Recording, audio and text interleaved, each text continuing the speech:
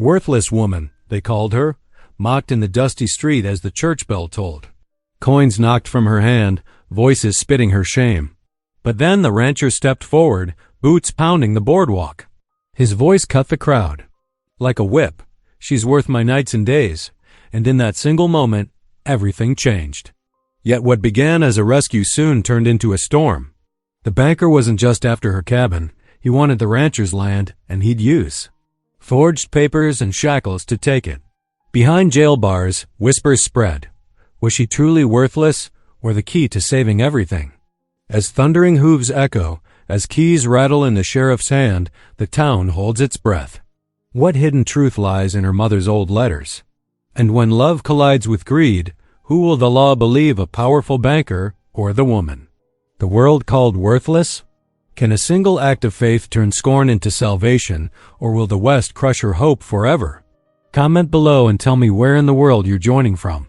And if this story made you pause for a moment, hit that subscribe button for more. The raw wind whistled down Main Street, rattling shop signs and sending dust devils dancing across weathered planks. Mira Holt pulled her thin shawl tighter around her shoulders as she made her way through the Sunday morning quiet. Her boots, worn but meticulously cleaned, clicked softly against the wooden sidewalk. In her roughened hands, she clutched this week's earnings, coins earned through countless hours of careful stitching by lamplight. The morning sun cast long shadows between the buildings, and Mira kept her eyes lowered, focusing on each step forward. Still, she couldn't block out the whispers that followed her like persistent autumn leaves. "There goes that worthless woman," came a harsh whisper from the milliner's shop. "Can't even keep a home without a man," another voice added. Myra's cheeks burned, but she lifted her chin slightly, holding on to the dignity her mother had taught her. The coins pressed into her palm. Honest money, earned by honest work. She'd counted them 3 times before leaving her cabin this morning, making sure she had the full rent amount. The bank loomed ahead, its fresh paint and polished windows, standing proud among the town's more modest buildings. Mira paused at the bottom of the steps, gathering her courage. Through the glass she could see Mr. Sutter already at his desk, though Sunday services wouldn't begin for another hour. The banker never missed a chance to collect his due. The bell above the door chimed as Mira entered. The sound made her jump. Though she'd heard it countless times before, Mr. Sutter looked up from his ledger, his lips curling into what might have been meant as a smile but looked more like a sneer. "Mrs. Holt," he said, drawing out her name like a schoolmaster addressing a troublesome child. "Come to pay your rent, I suppose?" "Yes, sir." Mira approached the desk, already extending her hand with the coins. "I have it all here, counted proper." Sutter leaned back in his chair, adjusting his gold watch chain. "I'm afraid that won't be necessary, Mrs. Holt. The property has been foreclosed." The words hit Mira like a physical blow. "Foreclosed? But I've never missed a payment. I've got every receipt. Circumstances have changed." Sutter's voice carried through the open door, drawing the attention of passers-by. "The railroad has expressed interest in that land, and frankly, you're not worth the nails in your roof." People began gathering outside the bank's windows, drawn by the commotion. Mira's hands trembled as she clutched her coins tighter. "Please, Mr. Sutter, I have the money right here. I've always paid on time. The decision is final." He stood, straightening his vest. "You'll need to be out by sundown." A small crowd had formed now, pressing closer to watch through the windows. Mira could see Mrs. Patterson, the preacher's wife, among them. Their eyes met briefly before the woman turned away, cheeks flushed with embarrassment. "But where am I supposed to go?" Mira's voice cracked, betraying her rising panic. Sutter's response was cut off by the sound of boots on the bank's wooden floor.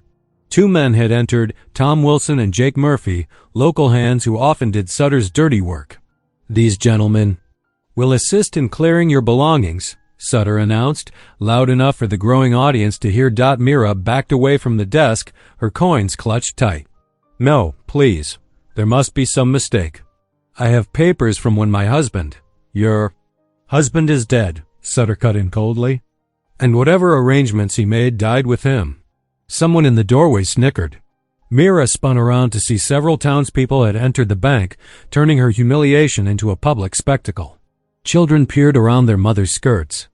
Pointing and whispering in her distress, Myra's grip on her coins loosened. They spilled from her hand, scattering across the polished floor with a musical chiming that seemed to mock her desperation. She dropped to her knees, trying to gather them before they rolled away. A boot kicked out, sending several coins skittering into the mud outside. Laughter rippled through the crowd as Myra scrambled to recover her money. "Look at her, groveling." "4 pennies," someone called out. "Worthless half-breed can't even hold on to her money." Another voice added. Tears burned in Myra's eyes, but she wouldn't let them fall. Not here. Not in front of these people who had already decided her worth. She gathered what coins she could find, tucking them into her skirt pocket with trembling hands. The wind gusted through the open door, carrying with it the distant sound of church bells. Mrs. Patterson hurried away toward the church, her shoulders stiff with discomfort. Other townspeople began to drift in that direction too, though several remained to watch Myra's humiliation. "Wilson Murphy," Sutter called to his men. "Head up to her cabin now. Start clearing it out." "No." Myra's voice came out stronger than she expected, drawing from some deep well of desperation. "Those things belong to my mother. My grandmother's quilt. Should have thought about that before falling behind on payments," Sutter said smoothly. "But I haven't fallen behind." Myra protested, pulling out her carefully kept receipts. The wind caught one, sending it dancing away like a mocking spirit. Children laughed, chasing the paper down the street. Myra watched helplessly as one of her proofs of payment disappeared into the dusty morning. She clutched her shawl tighter, feeling the familiar weight of her mother's letters in the hidden pocket she'd sewn inside. Those at least they couldn't take from her. The letters that proved her family's rights to land much more valuable than this small cabin. Letters she'd never dared to show anyone for fear of them being destroyed. The crowd began to thin as more people headed to Sunday services, though their whispers lingered in the air like the dust. "Worthless woman. Can't even keep a roof. Better off without her kind." Myra stood alone in the bank's doorway, her world crumbling around her as surely as the scattered coins in the mud.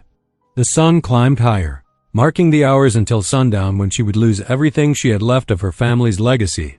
Sutter returned to his desk, dismissing her presence entirely as he resumed his bookkeeping. The scratch of his pen seemed to write out her fate with each stroke, while outside, the wind continued its mournful song through the Kinda streets of a town that had already decided she had no value. The heavy footsteps of the approaching deputy echoed on the wooden floor. Myra pressed herself against the doorframe, her heart pounding against her ribs like a trapped bird. The morning sun caught the silver star on his chest as he reached for her arm. Then a shadow fell across the bank's threshold. Anthony Dunn stood there, his tall frame blocking the sunlight. His weathered hat cast a shadow over eyes that had watched the scene unfold from the boardwalk. Those who knew him fell silent. He wasn't a man who spoke often, but when he did, folks listened. "That's enough." His voice carried the quiet authority of a man who led by example, not force. The deputy's hand fell away from Myra's arm. The crowd parted as Anthony stepped into the bank. His boots, dusty from ranch work, made solid contact with each board. He moved with the careful purpose of someone who measured every action, every word. "Mr. Dunn," Sutter's voice carried a note of uncertainty. "This doesn't concern you." "Where?" "Simply handling a foreclosure. She's worth my nights and days?" Anthony's words rang out clear and strong, cutting through Sutter's explanation. "And if you can't see that, it's your eyes that are worthless." A collective gasp rippled through the crowd. Children who had been laughing moments before pressed closer to their mothers. The deputy took a step back, suddenly finding great interest. In the shine of his boots, Anthony reached into his vest pocket and pulled out a leather pouch. The solid thud it made as it hit Sutter's desk spoke of gold, not silver. "Count it," he commanded. Sutter's fingers trembled slightly as he opened the pouch. The golden coins caught the morning light as he stacked them. His face tightened when he finished counting. There was more than enough to cover Myra's supposed debt. "I want a receipt," Anthony said, his voice level but brooking no argument. "Written proper and witnessed." Witnessed. Myra watched the scene unfold as if through a fog. The whispers that had tormented her all morning faded to a distant hum.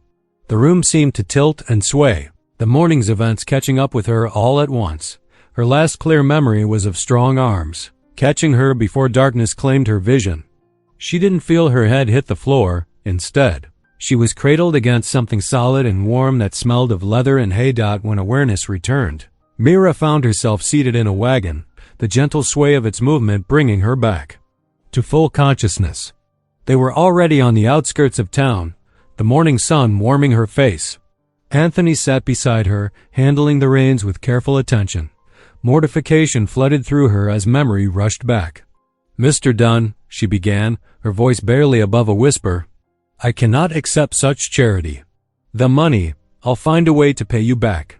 "Not charity," he replied, his eyes remaining on the road ahead. "Investment in what's right." They traveled a few more yards in silence before he spoke again. "Lost my Sarah 3 years ago," he said quietly. "Childbirth." Watched folks treat her memory like it meant nothing just because she left no children behind. His hands tightened on the reins. A person's worth ain't measured by what others say about them. Mira's hands twisted in her lap, her mother's letters crackling softly in her hidden pocket. "Still, sir, I can't." "Anthony," he corrected gently. "And you can. Sometimes accepting help is the strongest thing a person can do." The wagon wheels creaked as they turned onto the narrow trail leading to Myra's cabin. In the distance, she could see Wilson and Murphy riding away empty-handed. They hadn't had time to start clearing out her home. "The bank receipt's in your pocket," Anthony said as he drew the wagon to a stop. "Proper and legal. Nobody can take your home now." Myra's hand went to her skirt pocket, feeling the thick paper there. Her throat tightened with emotion she couldn't express. "Why?" she managed to ask. Anthony turned to look at her fully for the first time since they'd left town. His eyes were kind, touched with an understanding that came from sharing similar wounds. "Because every soul needs somebody to stand up and say they matter. I reckon today was my turn to do the standing." He climbed down from the wagon and came around to help her descend. His hands were strong but gentle as he lifted her down, setting her carefully on her feet. For a moment, they stood there, the morning wind tugging at their clothes, neither quite sure what to say. "I'll have my hands bring over some firewood later," Anthony said finally, breaking the silence. "Getting cold at nights now." "Mr. Dunn," "Anthony," Mira corrected herself. "I don't know how to thank you." "No need," he replied, already turning back to the wagon. "Just remember what I said in town, about your worth." He paused, one foot on the wagon step. "And maybe remember that some of us can see it plain as day." Mira stood watching as he drove away, the wagon disappearing around the bend in the trail. Her hand pressed against her pocket, feeling both the bank receipt and her mother's letters. For the first time in years, she felt something unfamiliar stirring in her heart. Hope the morning wind had died down, leaving behind a stillness that felt like a fresh start. In the distance, she could hear church bells ringing, marking the end of Sunday services. But here, in this moment, Mira felt as though she'd witnessed her own kind of salvation, not in the form of charity, but in the recognition of her fundamental worth as a human being. She turned toward her cabin, her steps lighter than they had been in years. The door was still hers to open, the roof still hers to sleep under. And somewhere in town, a man named Anthony Dunn had seen her value when everyone else had turned away. The wagon creaked to a stop in front of Myra's cabin. The afternoon sun cast long shadows across the weathered boards, highlighting every crack and failing. Anthony's eyes took in the patched walls, where strips of canvas fluttered in the breeze like tattered flags. The sight made his chest tighten. Mira sat rigid beside him, her hands clasped tightly in her lap. The proud set of her shoulders couldn't quite hide her trembling.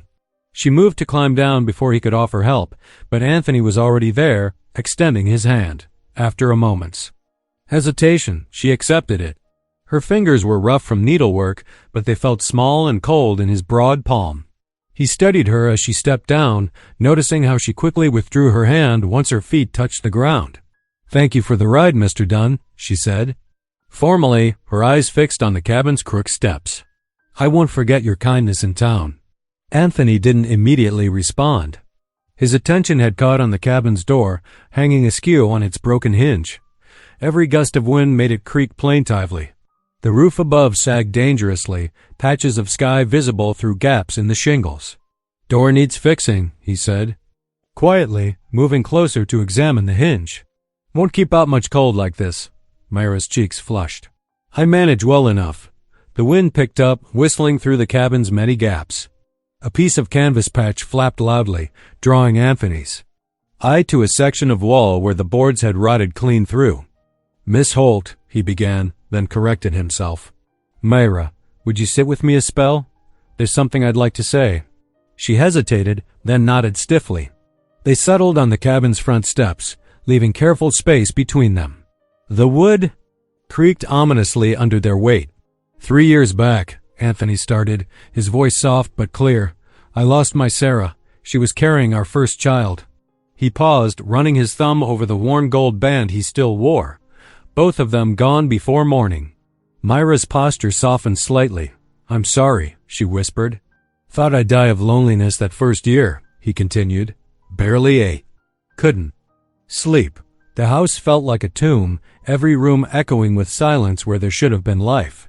He looked out across the scrubby yard, seeing something far away. "Nearly withered away to nothing, till my foreman knocked some sense into me. Sighed Sarah wouldn't want me following her to the grave." The wind died down for a moment, leaving them in stillness. A meadowlark called from somewhere in the distance. "Why? Are you telling me this?" Myra asked quietly. Anthony turned to face her. "Because I recognize that look in your eyes. The one that says you're carrying more weight than any soul should bear alone." He gestured to the cabin. "And because no one should have to weather winter in a place that's more holes than shelter." "I don't need," Myra began, but Anthony held up a hand. "I've got a ranch house," he said.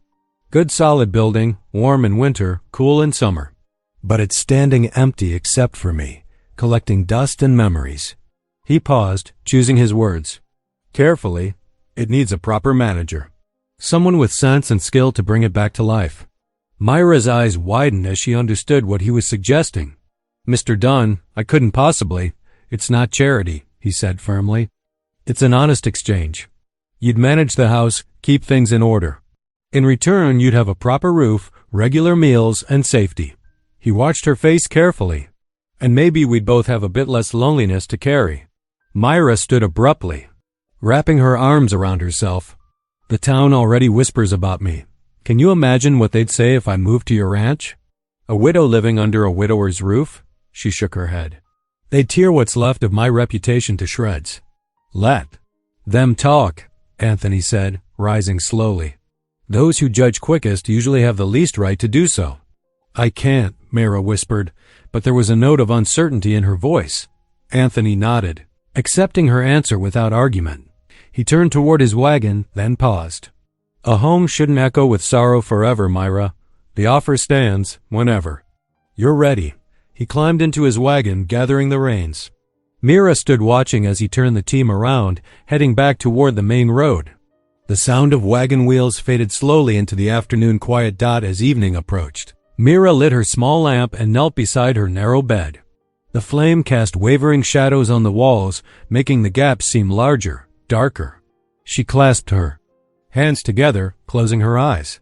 "Lord," she whispered, "I don't know what to do." Her voice caught. "Pride tells me to stay, to prove I can manage alone.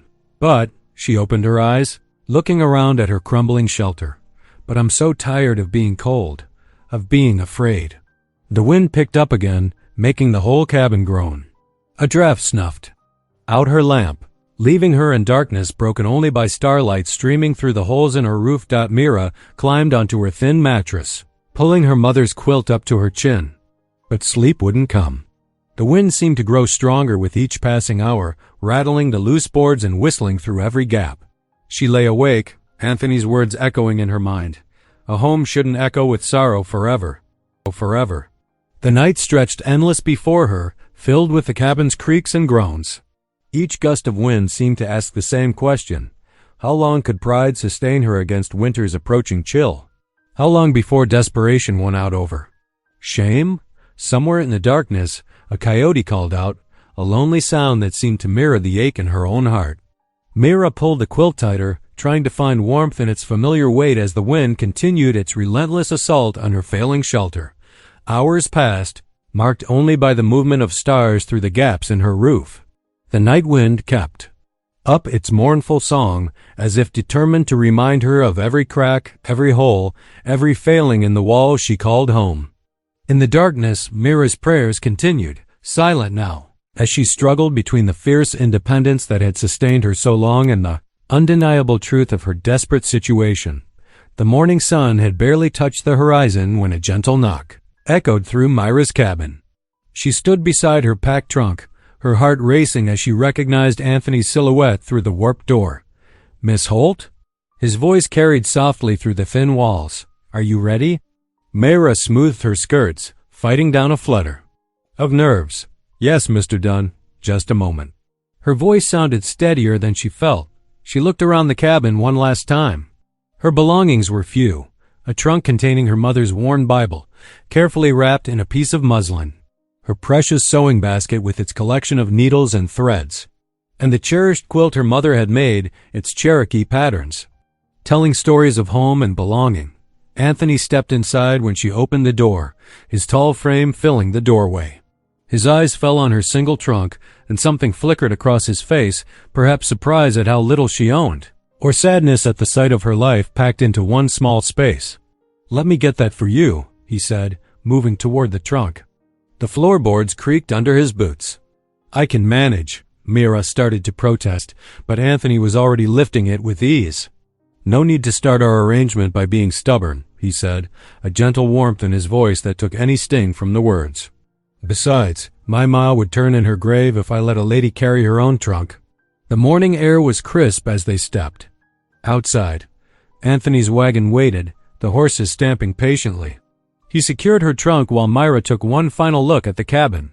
For all its failings, it had been her shelter through some of the darkest days of her life. "Thank you," she whispered, not sure if she was speaking to the cabin or to God. Anthony helped her onto the wagon seat, his hands strong and steady.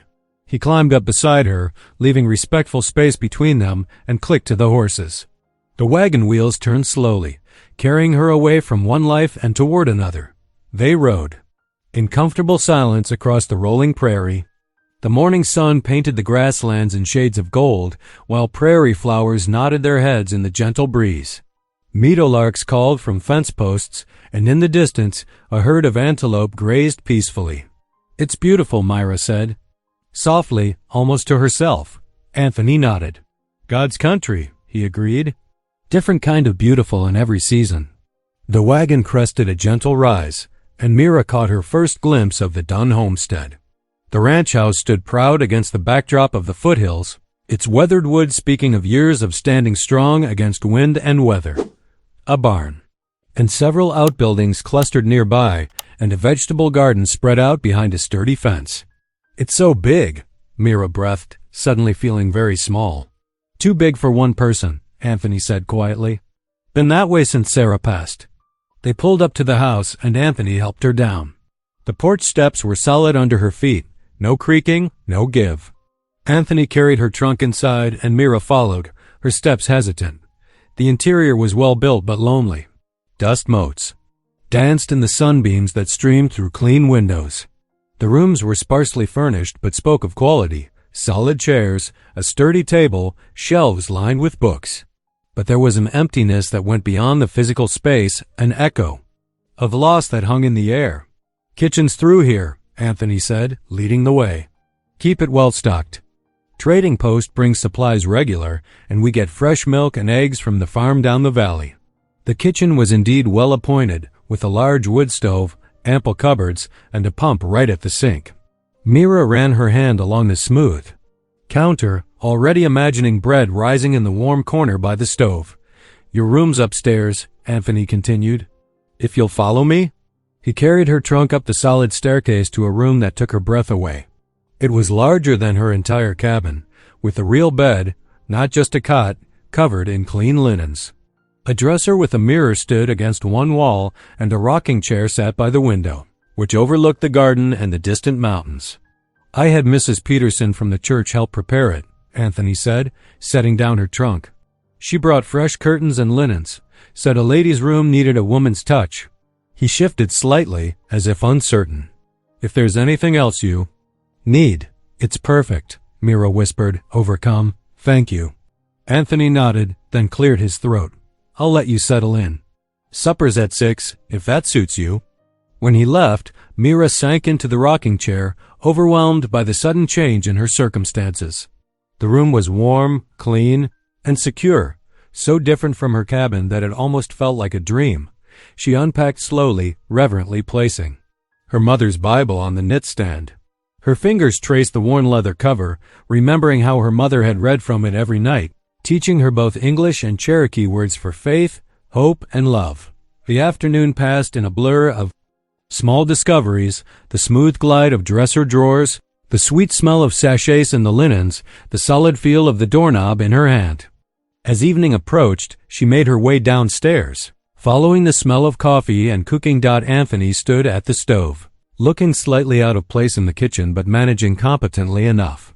He had changed into a clean shirt, she noticed, and his hair was freshly combed. "Hope you don't mind simple fare," he said, gesturing to the table where he'd laid out beans, cornbread, and fresh butter. "I'm no fancy cook."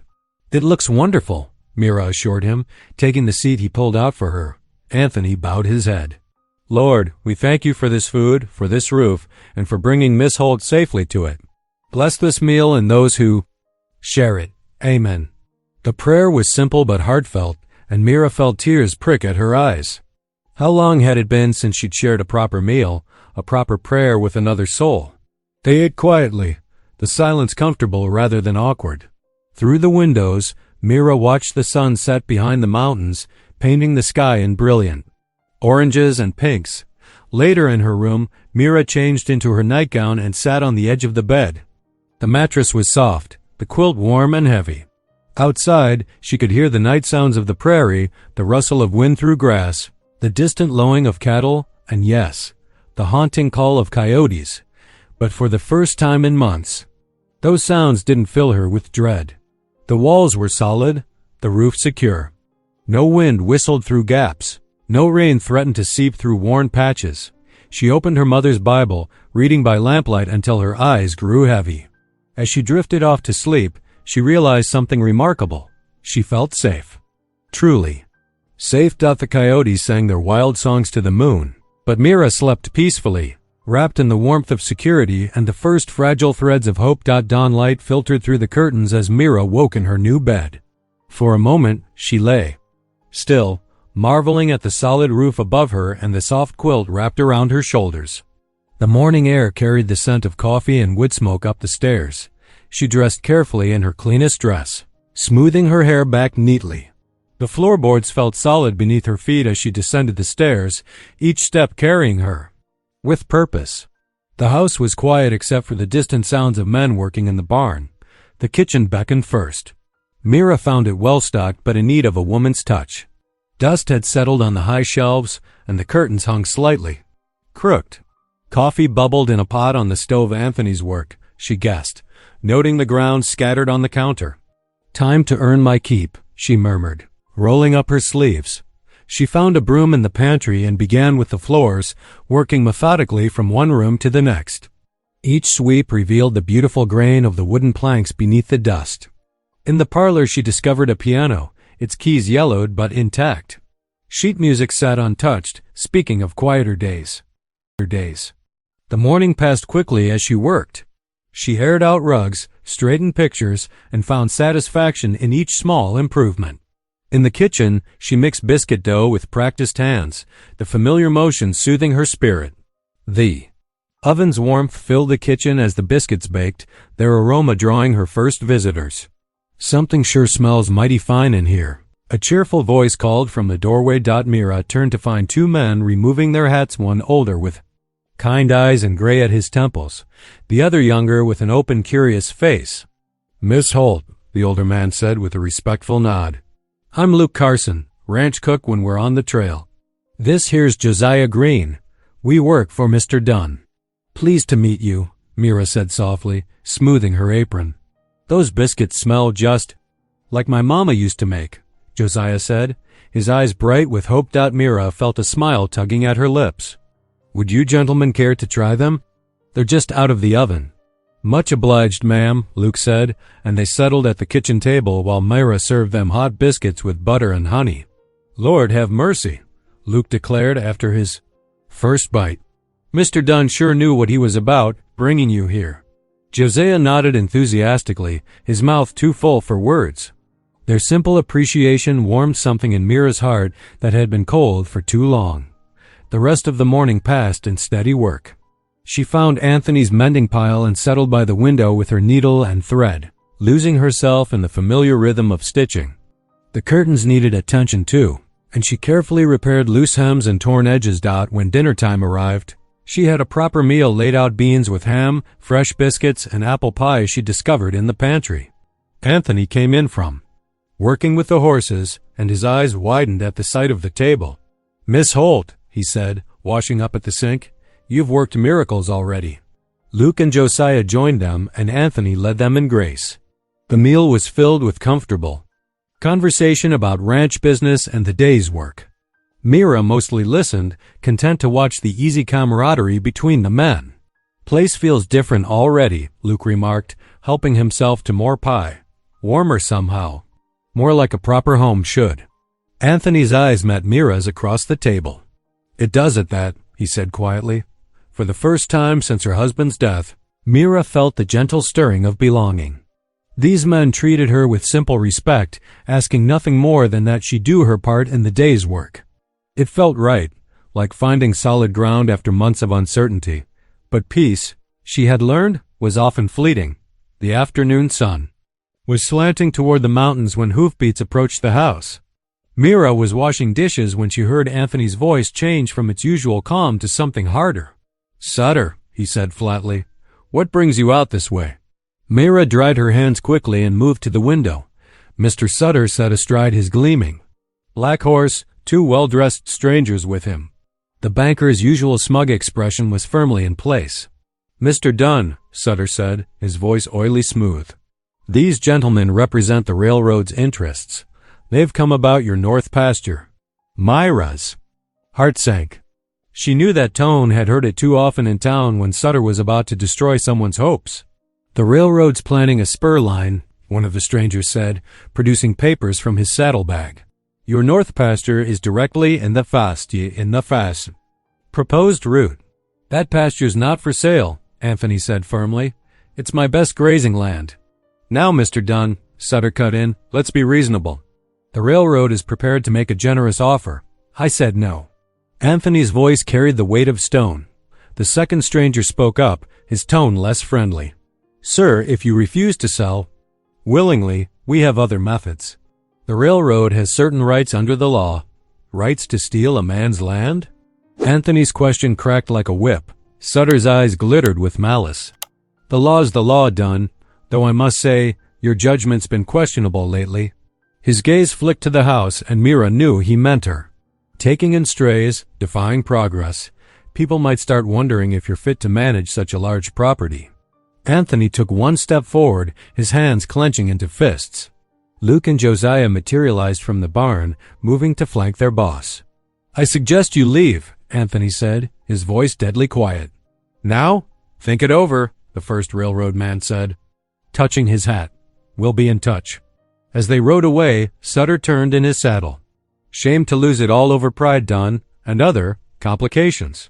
His smirk left no doubt about his meaning. Mira stood frozen by the window, her hands trembling. She had brought this down on Anthony's head. Her presence had given Sutter another weapon to use against the ranch. The men came inside as evening approached. Anthony found her in the kitchen, trying to keep her hands busy with supper preparations. "Miss Holt," he said gently, "don't let Sutter trouble you. This isn't your doing." She turned to face him, her eyes bright with unshed tears. "But it is. He's using me to threaten you. If I wasn't here, if you weren't here, he'd find another excuse," Anthony cut in firmly. "Sutter's been trying to get his hands on this land for years. The railroad's just his latest tool." "I don't want to cause you trouble," she whispered. Anthony's expression softened. "You've brought life back to this house, Miss Holt. That's worth more than any trouble Sutter can stir up." But as she prepared supper that evening, Mira couldn't shake the cold feeling in her chest. She had seen Sutter destroy lives in town, breaking people with paperwork and legal tricks until they had nothing left. The thought of Anthony losing his beautiful ranch because of her made her heart ache. She watched him at supper, noting the new tension in his shoulders, the way his eyes strayed to the window facing the north pasture. He had offered her sanctuary when she needed it most. Now she wondered if that kindness would cost him everything he had worked for. The coyotes sang that night, but Mira lay awake, listening to the wind and wondering if she should leave before she brought more trouble to this peaceful place. Days settled into a comfortable rhythm at the Dunn Ranch. Each morning, Mira rose before dawn to kindle the kitchen fire and start the day's bread. The simple act of kneading dough brought her peace, the steady push and fold of her hands, the yeasty smell rising in the warm kitchen, the satisfaction of watching the loaves rise golden in the oven. She found herself humming as she worked, soft Cherokee hymns her mother had taught her long ago. The melodies came back naturally, like old friends returning after a long absence. They kept her company as she moved through her daily tasks, their familiar cadence soothing her spirit. The house transformed gradually under her care. Fresh curtains, sewn from fabric she found in an upstairs trunk, brightened the windows. She polished the neglected furniture until the wood gleamed and arranged wildflowers in simple pottery vases. Each evening, she lit the lamps early, their warm glow welcoming the men in from their work. Luke noticed first. "Place feels different," he said one evening, settling into his chair at the supper table. "Like somebody opened all the windows and let the sunshine in." Josiah nodded eagerly. "And the food. Miss Holt, these biscuits could make a man forget his own name." Even Anthony seemed lighter somehow. He smiled more often, lingered over his coffee in the mornings, and sometimes Mira caught him watching her with a thoughtful expression that made her cheeks warm. The laughter that had been missing from the house for so long returned, especially at supper time. The men shared stories of their day's work, teasing each other good-naturedly while Myra listened, content to be part of their easy companionship. One particular Sunday morning, as Myra was setting out breakfast, Anthony cleared his throat. "Miss Holt," he said carefully, "I was thinking you might like to come to church with us today."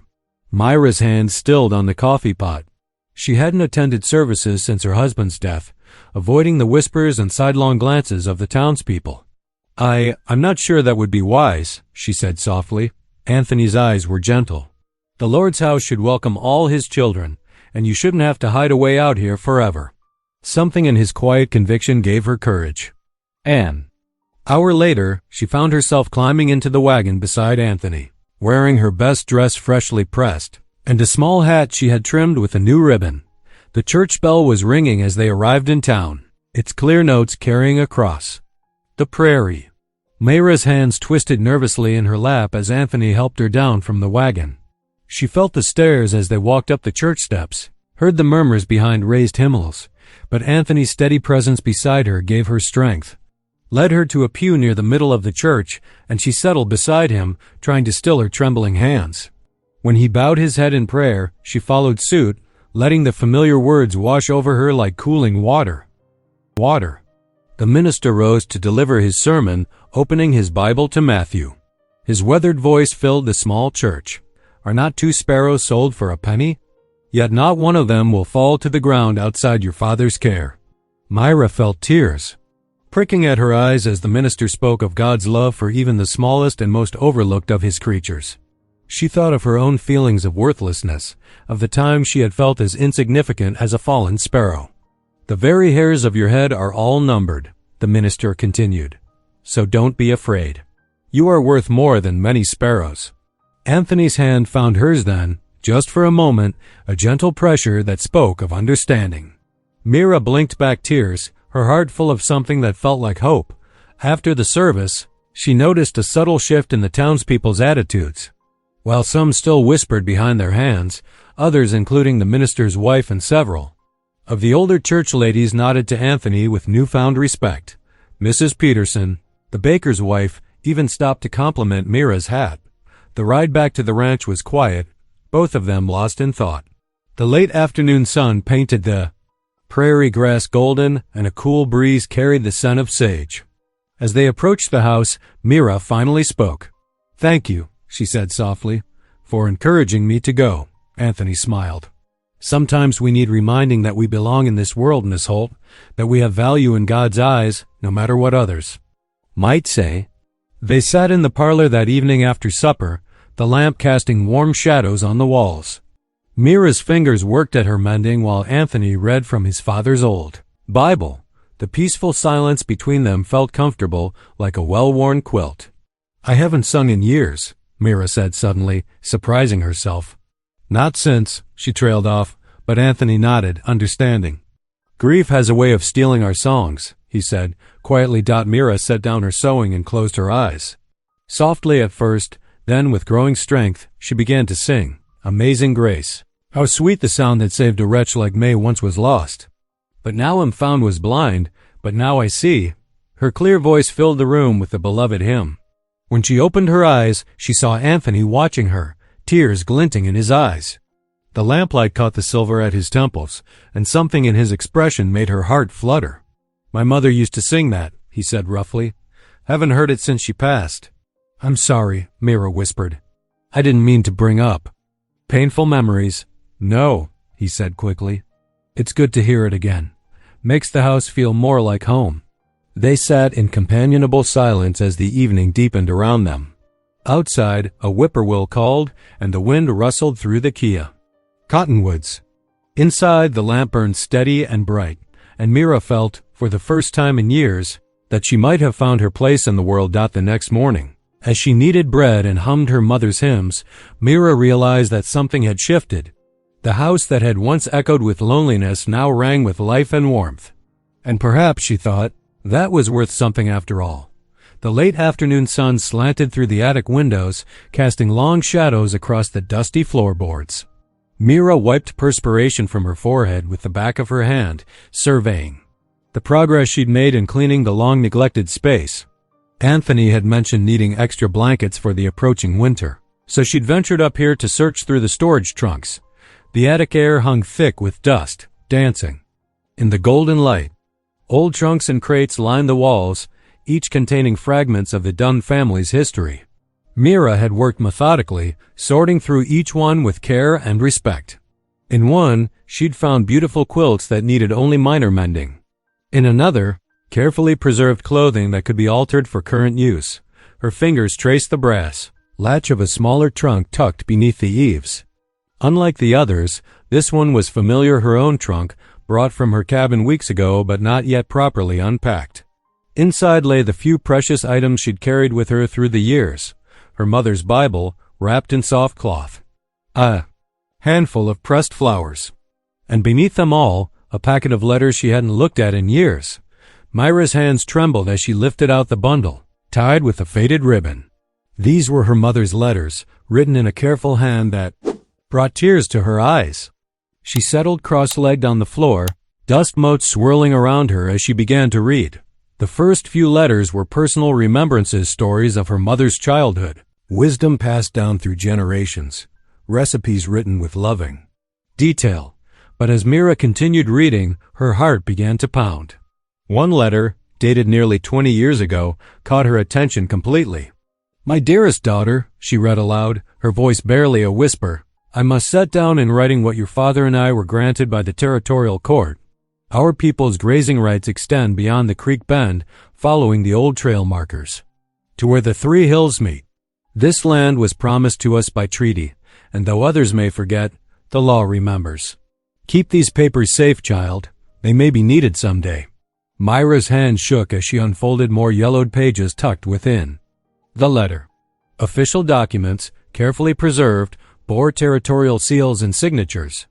Maps drawn in precise detail showed boundary markers she recognized. They bordered the very land where Anthony's north pasture lay, the same land Sutter wanted for the railroad. "Dear Lord," she breathed, understanding dawning like sunrise. These papers might be exactly what they needed to fight Sutter's claims. The attic stairs creaked, and Anthony's voice called up. "Miss Holt? Everything all right up there?" "Been mighty quiet for a spell." "Mr. Dunn," she called back, her voice trembling with excitement. "Would you please come up? There's something you need to see." His heavy boots sounded on the stairs, and then his tall frame appeared in the attic doorway. He had to duck his head beneath the rafters, but his eyes found her immediately, concern evident on his face. "What's troubling you?" he asked, taking in her agitated state. "Not trouble," she sighed, rising with the papers clutched to her chest. Hope, maybe. These were my mother's letters. And look, she held out the documents with trembling fingers. These papers show grazing rights granted to my family. The boundaries, Mr. Dunn, they cover the land Sutter wants to take. Anthony's. Expression shifted from confusion to intense focus as he studied the papers. His fingers traced the official seals, the careful descriptions of boundaries. These are territorial court documents, he said slowly. Legal records of land use rights granted to your family. If these rights still stand, Myra said, her voice growing stronger, wouldn't they prevent the railroad from seizing the land? They'd have to honor the original agreements, wouldn't they? Anthony ran a hand through his hair, his expression troubled. Legal battles are dangerous things, Miss Holt. Sutter has money and influence. He could make life very difficult for both of us if we challenge him. But we must try, Myra insisted, stepping closer. Don't you see? Perhaps this is why God brought me here. These papers have been waiting all this time, and now, when we need them most, she gestured at the documents in his hands. It can't be mere coincidence. Anthony studied her face for a long moment, then looked back at the papers. You might be right, he said finally. But we'll need to be careful, very careful. He glanced out the attic window, where the sun was setting in streaks of purple and gold. We should pray about this, seek guidance before we act. Myra nodded, gathering up the letters and documents with reverent care. They made their way downstairs to the parlor, where the evening lamp burned low. Without discussion, they both knelt beside Anthony's chair. Anthony's deep voice filled the quiet room. Lord, we come before you seeking wisdom. You've placed these papers in our hands, but we need your guidance to know how to use them. Give us clarity of purpose and protection from those who do us harm. Help us see your will in this matter. Myra added her own silent prayers, feeling tears slip down her cheeks. Her mother's words seemed to echo across the years, carrying both warning and promise. The weight of the decision pressed heavy on her heart, but underneath lay a certainty that they'd discover these papers at exactly the right moment. As they rose from their knees, Anthony's hand found hers, squeezing gently. Whatever comes of this, he said softly, we'll face it together. You're not alone anymore, Miss Holt. Myra looked up at him, seeing the strength and kindness in his face, and felt a surge of gratitude for this man who had already risked so much to help her.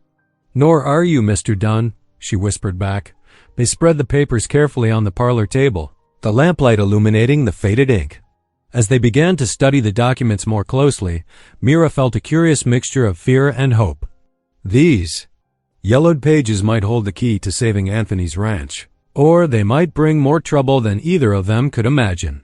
But as she watched Anthony's strong hand smooth the wrinkled papers, she knew with certainty that God had led her to this moment. The night deepened around them as they worked, making notes and discussing possibilities. Outside, a coyote called to its mate across the prairie, and a cool breeze carried the scent of sage through the open window. Inside, the lamp burned steady and bright, illuminating two people bound together by providence and purpose, seeking God's will in the quiet hours of the night. A week passed in peaceful routine at the Dunn Ranch, but nature had other plans. The afternoon sky turned an ominous green-black, heavy clouds rolling in from the west like a stampeding herd. Thunder growled in the distance, and the air grew thick with the scent of coming rain. Myra stood at the kitchen window, watching the wind whip through the cottonwoods. The trees bent and swayed, their silver leaves flashing like fish in a stream. Anthony and his men had been racing to finish their work before the storm hit, driving the cattle toward sheltered pastures and securing loose equipment. The first drops fell fat and heavy, splattering against the glass. Within minutes, the sky opened up completely. Rain hammered the roof while lightning split the darkness with brilliant forks. A tremendous crack of thunder shook the house to its foundation. Through the downpour, Myra saw a brilliant flash and heard a sound like a rifle shot. One of the ancient cottonwoods near the barn had been struck by lightning. A massive trunk split down the middle, one half crashing toward the barn roof. The impact sent wooden shingles flying into the wind like autumn leaves. Without hesitation, Myra grabbed her shawl and the barn lantern. She ran out into the storm, her skirts immediately soaked through. The wind nearly knocked her off her feet, but she pressed forward, Holding the lantern high, Anthony and his men were already rushing toward the barn, their shapes dark against the rain. Inside, horses whinnied in panic. The crack in the roof let in streams of water, and the wind howled through the broken beams. "The horses!" Anthony shouted over the storm. "We need to get them out." Mira held the lantern steady while the men worked to calm the frightened animals. Luke and Josiah led them 2 by 2 into the corral, where they huddled against the driving rain. Anthony wrestled with the barn doors, trying to secure them against the wind that threatened to tear them from their hinges. "Miss Holt," he called out, "get back to the house. It's not safe out here." But Mira stayed, passing rope when needed, holding the lantern high so the men could see their work. Together they fought the storm until every animal was safe and every door secured. By the time they finished, all 5 of them were drenched to the bone. The storm raged through the night, but morning brought clear skies and the full extent of the damage. The barn's roof gaped open on one side, and the fallen cottonwood lay like a fallen giant across the yard. But thanks to their quick work, no animals had been lost, and the structure itself still stood strong. Before the sun had fully risen, the sound of wagon wheels announced the arrival of help. Neighbors from miles around had heard about the lightning strike and came with tools and willing hands. Men with saws began clearing the fallen tree while others assessed the roof damage. Women arrived with baskets of food and offers to help. Mira took charge of the kitchen, organizing the neighborhood women into teams. Some tended huge pots of stew and beans, while others baked bread and pies. The kitchen hummed with activity and friendly chatter.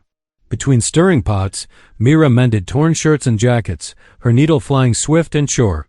Outside, the barn raising took on the air of a celebration despite the serious work.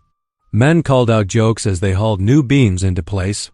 Children darted between the workers, carrying water and tools. The sound of hammering mixed with laughter and conversation. Sarah Miller, wife of a neighboring rancher, worked beside Mira, kneading bread. "You've brought new life to this place," she said quietly. "We were all worried about Anthony after his wife passed. He went so quiet and dark. But now," she smiled, nodding toward the window where Anthony could be seen directing the roof work. "Now there's light in his eyes again."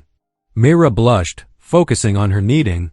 "He's been very kind to me," she said softly. "Kind isn't the word for it," Sarah responded with a knowing look. "That man looks at you like you hung the moon." By mid-afternoon, the new roof beams were in place. Women carried out huge pots of stew and baskets of fresh bread. Everyone gathered in the shade of the remaining cottonwoods to eat, sitting on logs or wagon beds. The atmosphere was festive, like a holiday gathering. Anthony stood up as everyone settled with their food. He cleared his throat, and the conversations quieted. "I want to thank you all for coming today," he began, his deep voice carrying across the yard. "This is what being neighbors means, helping each other in times of trouble. But there's one person I need to thank especially." He turned to where Myra sat, her hands folded in her lap.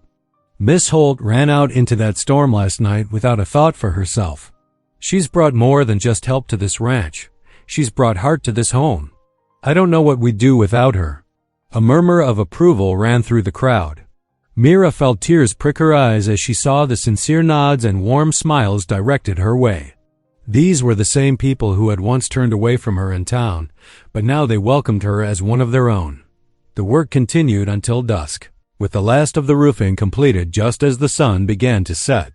The neighbors packed up their tools and leftovers, calling out good nights as they drove away in their wagons. Soon the yard was quiet except for the evening songs of crickets and the soft lowing of cattle in the distance. Mira stood on the porch, watching the last colors fade from the sky. Her hands ached from cooking and sewing, but her heart felt full. Anthony joined her, bringing 2 cups of coffee. They sat together on the porch steps, the cooling air sweet with the scent of fresh-cut wood and summer grass. Without speaking, they bowed their heads in prayer. Anthony's voice was soft but clear in the gathering darkness. "Lord, we thank you for bringing us through the storm, for the blessing of good neighbors, and for the gift of community. Thank you for showing us that together we are stronger than any storm." As they said, "Amen," their hands brushed together on the step between them. Neither pulled away. They sat in comfortable silence, watching the first stars appear in the darkening sky. The touch of their hands spoke of things not yet said aloud, of growing affection, of belonging, of home found in unexpected places. The repaired barn stood solid against the night sky, its new roof a testament to the power of working hands and caring hearts. Inside, the horses settled into fresh hay, and the house behind them glowed with warmth and welcome. Tomorrow would bring new challenges, but for now, they sat content in the peace of a day well spent and the quiet joy of being exactly where they were meant to be. The days following the barn raising brought a gentle rhythm to life at the Dunn Ranch. Each morning, Mira woke to birdsong and the distant sound of cattle lowing. She would stand at her window for a moment, watching the sun paint the eastern sky in shades of pink and gold, hardly daring to believe this peace could be real. In the kitchen, she worked with newfound confidence, knowing the preferences of the household. Anthony liked his coffee strong, Luke preferred extra butter on his biscuits, and Josiah always asked for seconds of her chicken and dumplings. The men's appreciative comments and clean plates told her more than words could express. One crisp morning, as Myra gathered eggs from the henhouse, Anthony appeared in the doorway. His tall frame blocked the sunlight, casting a long shadow across the straw-covered floor. "Would you like to ride the fence line with me today?" he asked, his voice gentle. "The wildflowers are blooming in the north pasture. Seems a shame to see them alone." Myra hesitated only a moment before nodding. "I'd like that," she said softly. Tucking the last egg into her basket, Anthony helped her mount one of the gentler mares, his hand steady and respectful at her waist. They rode side by side through the morning mist, their horses' hooves making soft thuds against the damp earth. The fence line stretched before them like a thread stitching earth to sky. As they rode, Anthony began to speak of Sarah, his late wife. His voice carried no trace of the old pain that had once made such memories unbearable. "She loved mornings like this," he said, gesturing to the landscape around them. Said the dew on the grass looked like scattered diamonds. He smiled, the expression reaching his eyes. "She would have liked you, Mira. You both see beauty in simple things." Mira felt warmth spread through her chest at his words. "Tell me more about her," she encouraged softly. And so he did. As they checked the fence posts and tightened loose wire, Anthony shared stories of his life with Sarah. He spoke of their courtship, their dreams of building the ranch together, the way she had decorated their first Christmas tree with paper chains and dried orange slices. "The house felt so empty after she passed," he admitted, pausing to secure a loose post. "But now," he glanced at Mira, his eyes soft, "now it feels like a home again." They discussed practical matters. 2. Which fields would be best for spring planting, how many calves they expected this season, plans for the upcoming church supper. Mira found herself offering suggestions, and Anthony listened with genuine interest, often nodding in agreement. "You have good instincts for ranching," he remarked as they turned their horses toward home. "Must be in your blood." Mira thought of her mother's people, who had understood the rhythms of the land long before fences carved it into squares. "Perhaps," she said quietly. In the afternoons, Mira worked on her sewing, creating neat stitches that would hold firm through long days of ranch work. She patched shirts, hemmed trousers, and even began piecing together a quilt from scraps of fabric she had saved. The repetitive motion of needle and thread soothed her spirit, just as it had during her darkest days. The evening meals became treasured times of sharing and quiet joy. The men would come in from their day's work, washing up at the pump outside, before taking their places at the table. Mira served generous portions of hearty food, beef stew, cornbread, fresh vegetables from the kitchen garden she had started. Anthony always said grace, his deep voice filling the room with gratitude for the day's blessings. One particular evening, after Luke and Josiah had retired to the bunkhouse, Anthony brought out Mira's mother's Bible. The leather cover was worn. Smooth with years of handling, the pages marked with pressed flowers and handwritten notes in the margins. "Would you mind if I read aloud?" he asked, settling into his chair by the fireplace. Mira looked up from her sewing, touched by his interest in something so personal. "I'd like that very much." The lamplight cast a warm glow as Anthony's voice filled the room with ancient words of comfort and hope. He read from the Psalms, his finger tracing the lines carefully, pausing now and then to reflect on a particular verse. Mira's needle moved steadily through the fabric as she listened. the familiar words washing over her like a gentle rain. She watched Anthony's profile in the flickering light, noting how his expression softened as he read. The furrows that often creased his brow had smoothed away, replaced by a look of contentment. In these quiet moments, Mira felt something stirring. In her heart, something she had thought long buried. She found herself studying the way Anthony's hands held the Bible with such care, how his voice changed when he spoke to her, the way his eyes crinkled at the corners when he smiled. These small details filled her thoughts during the day, bringing unexpected warmth to ordinary moments. She caught him watching her too, when she hung laundry in the sunshine, as she kneaded bread in the kitchen, while she sang softly to herself. During her daily tasks, his gaze held something more than mere appreciation for her work. There was a tenderness there that made her breath catch and her cheeks flush. Neither spoke of these growing feelings directly. They moved around each other with careful courtesy, their actions speaking louder than words. Anthony made sure she had fresh flowers on the table each week. Mira took special care with his shirts, making sure they were pressed just so. Small gestures that carried weight far beyond their simple appearances. During Sunday services, they sat together in the church pew, their shoulders nearly touching. The congregation had grown used to seeing them together, and the disapproving whispers had faded to accepting nods. When the preacher spoke of God's providence in bringing people together, Myra felt Anthony's hand shift slightly closer to hers on the wooden bench between them. Back at the ranch, the days took on a sweet familiarity. Mira found herself thinking beyond just surviving each day. She began to imagine a future filled with more than just work and duty. She pictured gardens expanding, children's laughter in the halls, more quilts on the beds, and years of shared meals and quiet evenings. These thoughts both thrilled and frightened her. After so much loss and hardship, hope felt like a fragile thing, beautiful but easily broken. Yet each time Anthony's eyes met hers across the dinner table, each time their hands brushed as they passed the salt, each time he spoke her name with that gentle tone, the hope grew stronger. One evening, as Anthony read from her mother's Bible and Mira worked on her quilt, the peace in the room felt almost tangible. The fire crackled softly, crickets chirped outside the window, and their quiet breathing fell into a shared rhythm. Neither felt the need to fill the silence with words. They had found something rare and precious, a comfortable companionship that asked nothing but gave everything. Anthony paused in his reading, looking up to watch Myra's hands move surely with needle and thread. She felt his gaze and met his eyes, offering a small smile. The moment stretched between them, full of unspoken possibilities.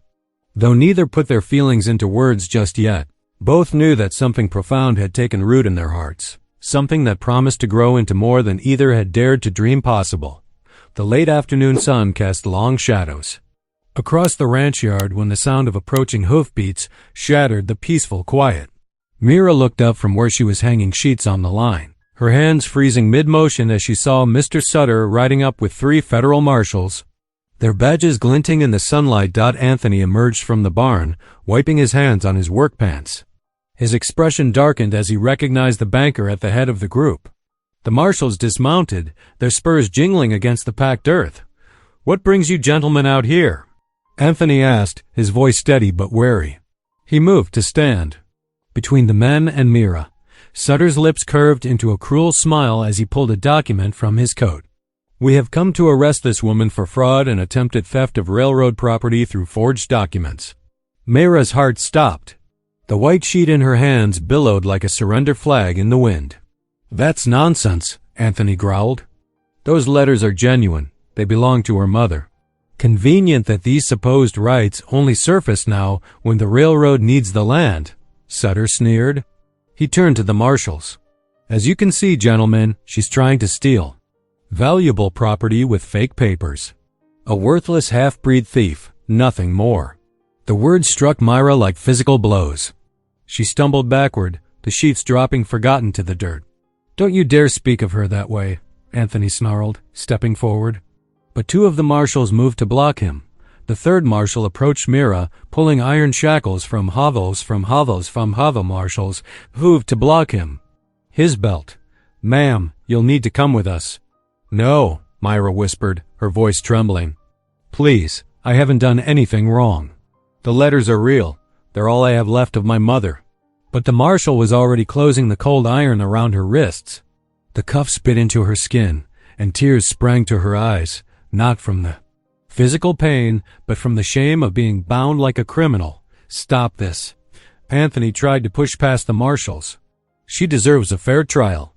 You can't just drag her away." "Stand down, Dunn," one marshal warned, placing a hand on his gun. "Don't make this worse." Mira caught Anthony's eye. "My Bible," she pleaded softly. "Please." Understanding flickered across his face. He strode into the house, returning moments later with her mother's Bible. The marshal inspected it before allowing Mira to clutch it to her chest, even with her bound hands. "Anthony," she whispered as they led her toward the waiting horses. "I'm sorry. I never meant to bring trouble to your home." "This isn't your fault," he called after her, his voice rough with emotion. "I'll make this right, Mira. I swear it." She was helped onto a horse, her shackles limiting her movement. Sutter watched with obvious satisfaction as the marshals prepared to escort her to town. The banker's victory made him bold. "Perhaps now you'll learn the price of harboring thieves, Dunn," he said.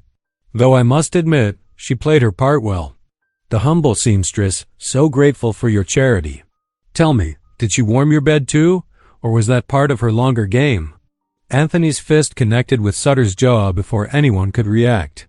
The banker sprawled in the dirt, blood trickling from his split lip. The marshals quickly moved to restrain Anthony. "That's assault," Sutter spat, climbing to his feet. "Add that to the charges." "No," Mira cried. "Please, he was only defending my honor." The lead marshal assessed the situation. "We'll let it pass this time, Mr. Sutter. Mount up. We need to get to town before dark." Before dark.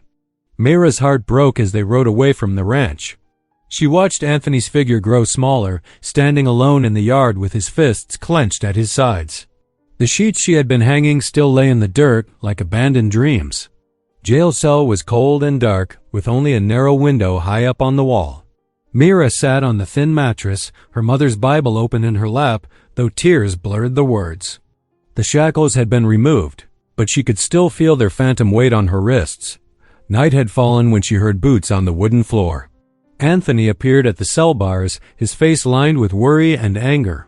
"Myra," he breathed, reaching through the bars.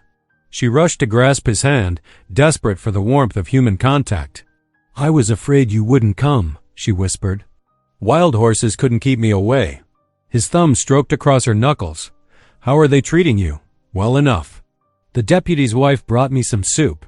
Mira tried to smile, but her lips trembled. "Anthony, I'm so frightened. What if they don't believe me? What if," her voice broke, "what if God has abandoned me too?" "Look at me," Anthony said firmly, waiting until she raised her tear-stained face. "God has not abandoned you. He brought you to my ranch for a reason. Those letters are true, and will prove it. You are worth everything to me, Mira. Everything." A sob escaped her throat. "How can you say that? Look where I am, in jail, accused of being a thief. Maybe Sutter's right. Maybe I am worthless. No." Anthony's voice was fierce. "You are worth more than all of Sutter's money and schemes. You brought life back to my home, hope back to my heart. I won't let them destroy you with their lies." Through her tears, Mira saw the determination burning. In his eyes, she pressed her forehead against the cool bars, feeling his strength flow into her through their joined hands. "I've sent word to Judge Parker in Denver," Anthony continued. "He's known for being fair, even in cases involving Indian rights. And I've hired a lawyer who specializes in land claims. We'll fight this, Mira, together." "But what if we lose?" she whispered. "What if they send me to prison?" "That won't happen." Anthony squeezed her hand. "I swear on my life, I will not rest until your name is cleared. You are not alone in this fight." The deputy's footsteps echoed down the hall, signaling the end of visiting hours. Anthony reluctantly released Myra's hand. "Try to sleep," he said. Softly. "I'll be back first thing in the morning. Keep praying. God hasn't forgotten you, and neither will I." Mira watched him leave, clutching her Bible close to her heart. In the darkness of her cell, she sank to her knees and began to pray, her whispered words mixing with her tears. "Please, Lord," she pleaded, "give me strength. Help me hold on to hope. And thank you for sending Anthony to stand beside me when everyone else turned away." Through the high window, a star twinkled in the night sky. Mira remembered her mother's words. Even in the darkest night, child, God leaves us light to see by. She opened the Bible, seeking comfort in its familiar pages, and waited for dawn. The iron bars cast long shadows across the jail cell floor as evening approached. Myra pulled her thin blanket tighter around her shoulders, trying to ward off the damp chill that seemed to seep from the stone walls. Her fingers moved steadily, threading needle through scraps of fabric she'd gathered from the deputy's wife. The methodical work kept her hands busy and her mind from sinking into despair. "Amazing grace, how sweet the sound," she sang softly, her voice barely above a whisper. The familiar hymn brought comfort as she worked. "That saved a wretch like me." Down the hall, boots scuffed against wooden floorboards. The sound made her heart lift Anthony's familiar tread. He appeared at her cell door, carrying a cloth-covered basket that released wisps of steam into the cold air. "Evening, Mira," he said warmly. "Mrs. Peterson sent over her chicken and dumplings." Mira set aside her sewing and moved to the bars. "You shouldn't trouble folks on my account." They offered freely. Anthony passed the basket through. "Half. The town's talking about your case now. The Petersons, the Wilsons, even old Tom Baker, they remember your mother on that land. They're willing to testify." Hope flickered in Mira's chest. "Truly?" "I've been riding out to every ranch within 20 miles, Anthony said, "gathering statements from anyone who knew your family. Judge Parker's agreed to hear the case next month." Mira's hands trembled as she uncovered the basket. "A whole month. More in here? I'm sorry it's taking so long." Anthony's voice roughened. "But we'll prove Sutter's lies. I visited 3 more ranches today. The Hendersons recalled your mother helping birth their youngest during the blizzard of '59. Said she stayed on that same patch of land for years after." Mira nodded, remembering her mother's stories of that night. She took a small bite of dumpling, savoring the warmth. "The gossip's dying down some," Anthony continued. "More folks are questioning Sutter's claims. Even Reverend Mills spoke up in your defense at yesterday's service." "God is good," Mira whispered. She set the basket aside and knelt by the bars for their evening prayer, as had become their ritual. Anthony's warm hands enfolded hers. "You're looking tired," he said softly. "Are you sleeping at all?" "Some. I sew until my eyes won't stay open. Then I pray." She managed a wan smile. "The nights are long, but your visits give me strength." Anthony's grip tightened. "Listen to me, Mira. Whatever happens at that trial, whatever lies Sutter tells you are not worthless. You never were. Finding you, protecting you, it's given my life purpose again. You understand?" Tears spilled down Myra's cheeks as she pressed her forehead against the cool bars. "I understand," she whispered out through the high window. The first star of evening appeared. Mira held on to Anthony's hands like a lifeline, their shared prayer rising in the growing darkness. Whatever trials lay ahead, she was no longer alone. The county courthouse buzzed with whispers as townsfolk packed the wooden benches. Mira sat straight back beside Anthony, her mother's Bible clutched tight in her lap. Sunlight streamed through tall windows, casting harsh shadows across Sutter's smug face as he strode forward. "Your Honor," Sutter declared, spreading papers across the judge's desk. "These documents prove the land was sold to the railroad months ago." The crowd muttered, several voices rising against Myra, but Anthony stood, his voice steady. "I call Greyhawk Cherokee Elder to speak." The crowd parted as Greyhawk, weathered but dignified, made his way forward. His moccasins whispered against the floorboards. "I knew Sarah, Myra's mother," Greyhawk testified in clear English. "The land promise was made when I was young. She lived there many seasons." He gestured to Myra's letters, their pages yellow, but writing crisp. "These speak truth." The judge compared the documents, holding them to the light. His eyes narrowed at Sutter's papers, noting the uneven ink, the shaky signatures. "These railroad documents," he announced, "are forgeries." Gasps filled the courtroom. Sutter's face drained of color as the judge continued, "Evidence shows conspiracy between Mr. Sutter and the railroad company." Mira's hands trembled around. Her Bible as the truth emerged at last, vindicating her mother's memory and her own worth. The judge's gavel struck with finality. "This court finds in favor of Myra Holt. Her family's grazing rights are hereby restored. and all claims by the railroad are dismissed. He turned stern eyes to Sutter. Marshal, take this man into custody for fraud. The marshal stepped forward, iron cuffs jingling. Sutter's shoulders slumped as the law led him away. His schemes exposed at last. Anthony Dunn rose from his seat, his boots echoing on the wooden floor as he moved to stand before the crowded courtroom. His voice rang clear and strong. You all branded her worthless, but God saw different. I see different. He turned to face Mira, his eyes soft with devotion. She's God's own daughter and the woman I'll marry if she have me. The courthouse fell silent. Mira's hand flew to her mouth, tears spilling down her cheeks. Then old Mrs. Peterson began clapping from the back row. Others joined in, rising to their feet as the applause swelled through the room. Anthony crossed to Myra in 2 long strides, gathering her into his arms. She pressed her face against his chest, shoulders shaking with relief. The same townsfolk who had once scorned her now surrounded them with smiles and blessing, marking a new chapter for the whole community. The little white church glowed with warm lamplight on a crisp autumn evening. Every pew was filled with neighbors and townsfolk, their faces expectant. Candlelight flickered off the windows, casting golden shadows across the wooden floors. Mira stood at the back, her heart fluttering. She smoothed the simple white dress she had lovingly sewn with her own hands, each stitch a prayer of thanksgiving. The fabric was modest but beautiful, adorned with delicate lace at the collar and cuffs. The church doors opened wide, and Anthony stood waiting, his eyes shining with pride.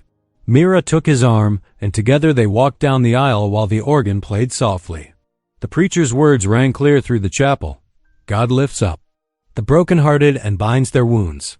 After they exchanged rings and vows, Anthony leaned close. You're worth my nights and days. Always, he whispered, his voice thick with emotion.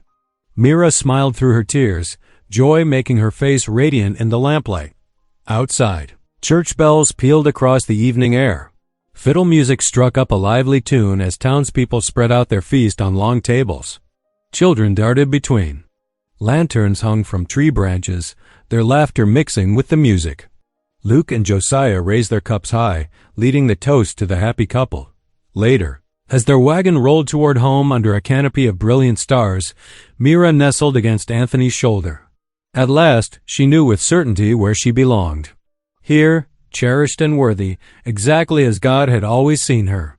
If something in this story whispered to your spirit, stay a while. Subscribe and come back tomorrow. The next story may be the one you didn't know you needed.